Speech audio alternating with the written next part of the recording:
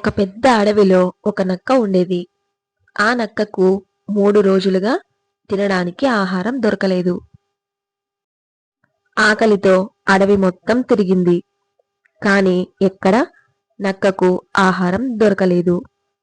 పూర్తిగా అలసిపోయి కాళ్ళు ఇచ్చుకుంటూ ఒక చెరువు దగ్గరికి వచ్చింది.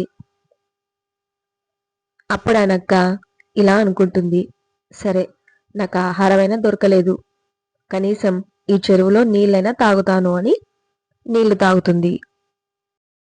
నక్క ఆ చెరువులో నీళ్లు తాగి దాహం తీర్చుకుంటుంది. ఆ నక్క నీళ్లు తాగిన తర్వాత పక్కనే ఉన్న ఒక పెద్ద చెట్టు నీడకు చేరుకుంటుంది. ఆ చెట్టు కింద దిగులుగా కూర్చొని ఆలోచిస్తూ ఉంటుంది. ఈ నక్కను చెట్టు మీదున్న ఒక ఉడత గమనిస్తుంది. ఆ ఉడతకు ఈ నక్కను చూసి జాలి వేస్తుంది. ఉడత ఆ చెట్టు కొమ్మల నుంచి కిందకు దిగి వచ్చి నక్క దగ్గరకు వస్తుంది. తను దాచుకున్న ధాన్యపు గింజలన్నీ నక్కకు ఇస్తుంది.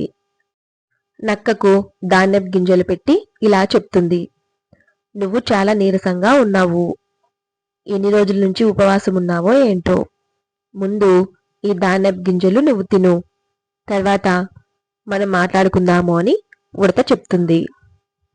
ఉడత నక్కకు ఆహారం ఇచ్చినందుకు నక్క చాలా సంతోషిస్తుంది. ధాన్యపు గింజలు తినడం మొదలు పెడుతుంది. ఆహా, ఈ ధాన్యపు గింజలు చాలా మధురంగా ఉన్నాయి అని ఉడతకు చెప్తుంది. కాని నక్క మనసులో వంకర బుద్ధితో ఇలా ఆలోచించడం మొదలుపెట్టింది, ఈ ఉడత చాలా అమాయకంగా ఉంది.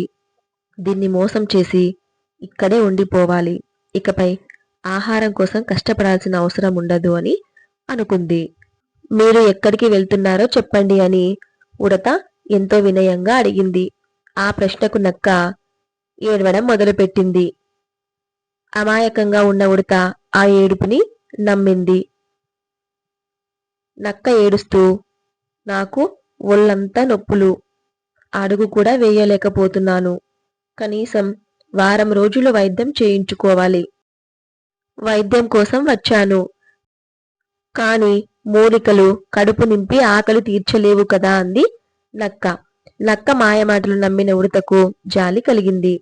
అయ్యో, నీ బాధ నాకు అర్థమయ్యింది. ఈ వారం రోజులు ఇక్కడే విశ్రాంతి తీసుకో. నీకు కావలసినంత తిండి నేను తెచ్చి పెడతాను అని హామీ ఇచ్చింది ఉడత. తన పథకం పారినందుకు నక్క చాలా సంతోషించింది. ఈ ఉడత నా మాయ మాటల్లో పడిపోయింది. ఇక తిండికి ఏ టోకా లేదు అని అనుకుంది నక్క. వారం రోజుల గడువు తీరిపోయింది. నెల రోజులు దాటిపోయాయి. ఉడత నక్కకు ఆహారం తెచ్చిపెడుతూనే ఉంది. నక్కకు ఏ రోగము లేకపోయినా రోగిలా మూలుగుతూనే ఉంది. దానికి సరిపోయే తిండి రోజు తెచ్చి ఇవ్వడం ఉడతకు చాలా కష్టమైంది. అయినా ఇచ్చిన మాటకు కట్టుబడి కష్టపడుతూనే ఉంది ఉడత. ఉడత ఒకరోజు నక్కను ఇలా అడిగింది, నక్క, మీకు ఇంకా అనారోగ్యంగానే ఉందా? నీ శరీరానికి ఇంకా నొప్పులు ఉన్నాయా అని అడుగుతుంది. నక్క వెంటనే మళ్ళీ ఏడవడం మొదలు పెడుతుంది. నక్క ఇలా చెప్తుంది, నాకు ఇంకా ఒళ్ళు నొప్పులు తగ్గనే లేదు. అస్సలు నడవలేకపోతున్నాను. ఆహారం వెతుక్కునే ఓపిక కూడా లేదు అని నక్క ఉడతకి చెప్తుంది. ఆ మాయమాటలు ఉడత మళ్ళీ నమ్ముతుంది. ఈ మాయమాటలు ఉడతకు చెప్పి మళ్ళీ ఏడవడం మొదలు పెడుతుంది నక్క. నక్క మాటలను నమ్మి ఉడత ఇలా చెప్తుంది, సరే, నువ్వు ఏమి బాధపడకు, నేను ఆహారం తీసుకొని వస్తాను, నువ్వు ఇక్కడే ఉండు అని నక్కకు జాగ్రత్తలు చెప్పి అడవిలోకి ఆహారం కోసం వెళ్తుంది ఉడత. ఉడత ఆహారం కోసం అడవి మొత్తం తిరుగుతుంది. ఎక్కడ కొంచెం ధాన్యం కూడా ఉడతకు దొరకలేదు. తిరిగి తిరిగి అలసిపోయి ఉడత ఒకచోట కూర్చుంటుంది. నక్క తన స్నేహితులతో కలిసి ఎంతో సంతోషంగా ఉల్లాసంగా ఆడుకోవడం చూసింది ఉడత. నక్క నన్ను మోసం చేస్తుంది అనే విషయాన్ని ఉడత గ్రహించింది. ఉడత వెంటనే ఇలా ఆలోచించింది, నక్కకు ఎటువంటి రోగము లేదు, ఆహారం కోసం నన్ను మోసం చేస్తుంది. ఈ గుంట నక్కకు ఎలాగైనా సరే నేను బుద్ధి చెప్పాలి అని నిర్ణయించుకుంది. ఇలా అనుకొని అక్కడి నుంచి వెంటనే పరిగెడుతుంది ఉడత. పరిగెత్తి పరిగెత్తి తన పాత స్నేహితుడైన జిరాఫీని కలిసింది.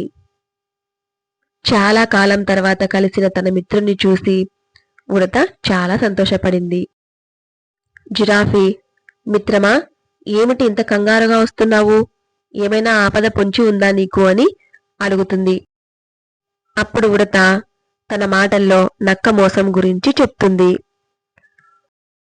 నక్క ఆహారం కోసం నన్ను మోసం చేస్తుంది అని జిరాఫీకి చెప్పి బాధపడుతుంది. తన బాధనంతా చెప్పుకున్న తర్వాత ఉడత ఏడవడం మొదలు పెడుతుంది.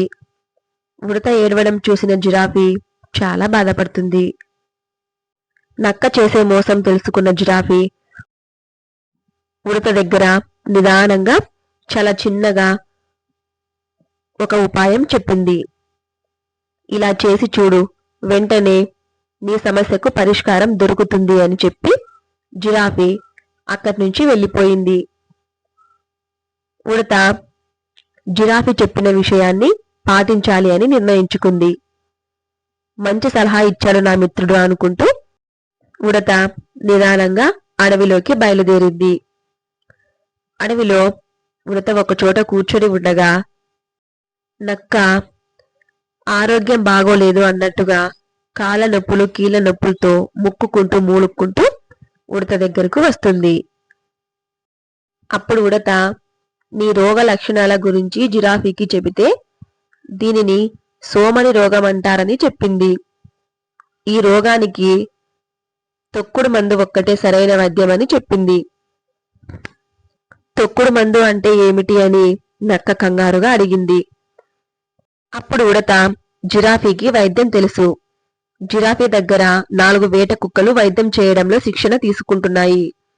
అవి నిన్ను గట్టిగా పట్టుకుంటాయి. అప్పుడు జిరాఫీ తన ముందు కాళ్లతో పైకి లేచి నీకు నొప్పి ఉన్న చోట బలంగా తొక్కుతుంది. దెబ్బకు నీ రోగం మాయమవుతుంది. దీన్నే తొక్కుడు మందు అంటారు అని చెప్పింది ఉడత. ఆ మాటలతో నక్కకు గుండె జారిపోయినంత పని అయింది. జిరాఫీ కాళ్లకు చిక్కితే ప్రాణాలు పోతాయని భయపడింది. అయ్యో, నాకు ఏ రోగం లేదు, తగ్గిపోయింది.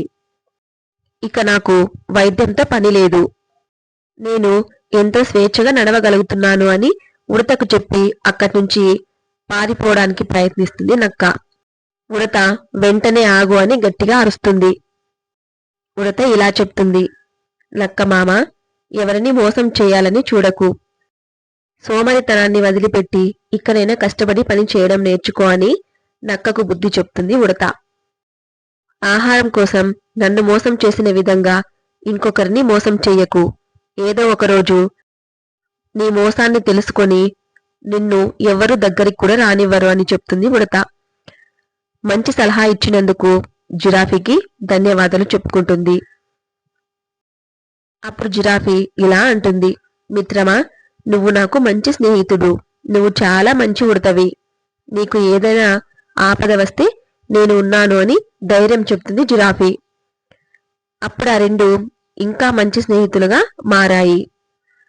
నక్క పీడను వదిలించుకున్న ఉడత తను తెచ్చుకున్న ఆహారం మొత్తం తనే తింటుంది. నక్క సోమరితనం వల్ల నక్కకు ఆహారం ఎక్కడ దొరకలేదు. ఉడత చిన్నదైనా కూడా ఎంతో ధాన్యాన్ని దాచుకుంటుంది. మన అవసరం కోసం ఇంకొకరిని మనం ఎప్పుడు మోసం చేయకూడదు. ఈ కథ మీకు నచ్చినట్లయితే మన ఛానల్ను సబ్స్క్రైబ్ చేసుకోండి. ఇలాంటి మంచి కథలు మనమందరం కలిసి మరెన్నో తెలుసుకుందాము. Thank you for the watching.